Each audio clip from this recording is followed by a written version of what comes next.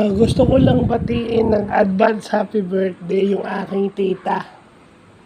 Yung aking tita Sinya na nasa ibang bansa na ngayon, doon na sila nakabase. So, Tita Sin, si Jeff to napadaan lang para bumati ng happy birthday sa June 16.